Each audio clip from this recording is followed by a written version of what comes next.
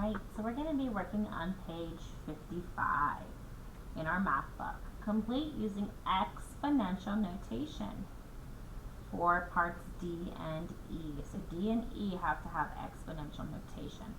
So if we could stack the back of the book can definitely help us. So 3 times 10 to the power of 2. Well, 10 to the power of 2 is 10 times 10, which I know is 100. So 100 times 8 is 800.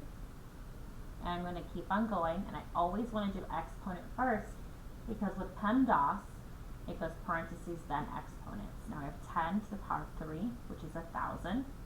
So I have 1,000 times 3, which is 3,000. 10 to the power of 4 times 5. Well, 10 to the power of 4 is 10,000. 10,000 times 5 is 50,000. Ooh, now I have here 2 times something equals 2 million.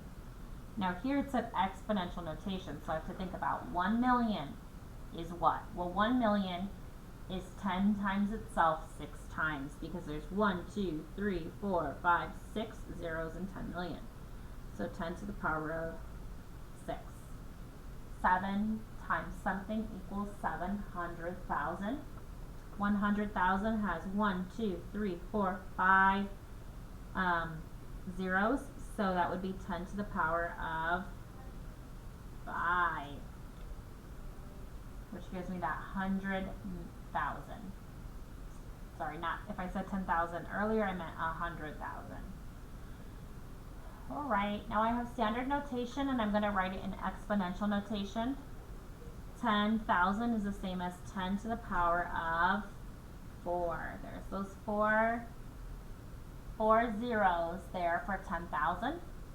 10 to the power of 5 would be 1 with 1, 2, 3, 4, 5 zeros.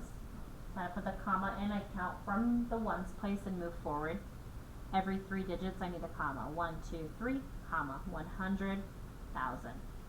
10 to the power of 6, sorry, 7.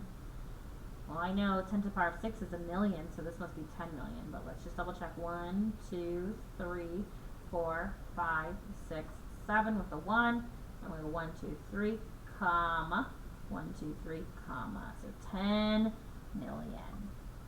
Now 1 million is 10 to the power of what? Well, there's 3, 4, 5, 6 zeros, so 10 to the power of 6. Alright, we're going to be revisiting base here using the volume here using the base times height formula. So base times height, how many are in this one layer, this bottom layer? 1, 2, 3, 4, 5, 6, 7, 8. By 1, 2, 3, 4, let me start over. 1, 2, 3, 4, 5, 6.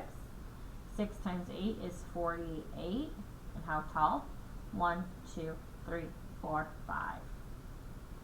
So now I have to do some multiplication here. So I want to make sure I show my work. Sorry, that was cut off. I'm going to kind of work on the bottom down here just so I know I have enough room. And this way, if I ask where did you do your work, I can see that you did your work in your book. 8 times 5 is 40. So 0 here, 4 on top. 5 times 4 is 20 plus 4 is 24. So 240 units cubed here. Now here we're just doing some multiplication, but we have to estimate before we solve. So estimate, we use compatible numbers. So 64 is compatible with 60. And then I'm going to do 60 times 5, leave that the same. 6 times 5 is 30. Add a 0 for 300. Now I'm going to go ahead and multiply. 4 times 5 is 20. Placeholder 0. So now placeholder 0. Regroup the 2. 6 times 5 is 30. Plus 2 is 32. So 320. Now here I have 89 times 3. I want to multiply with compatible numbers.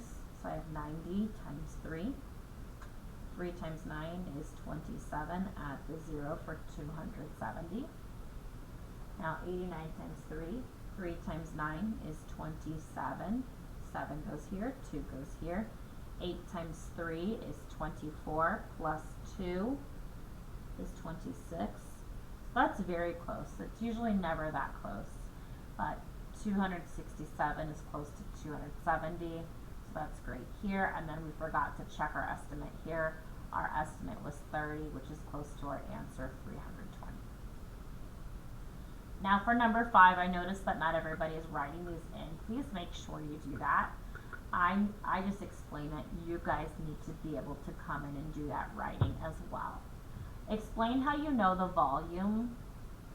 Explain how you know the formula volume equals base times height tells you how many unit cubes could be packed into prism 3. So think about this. First we figure out how many go in each layer. Then we multiply it by the number of layers. So I have layer 1, layer 2, layer 3, layer 4, and layer 5.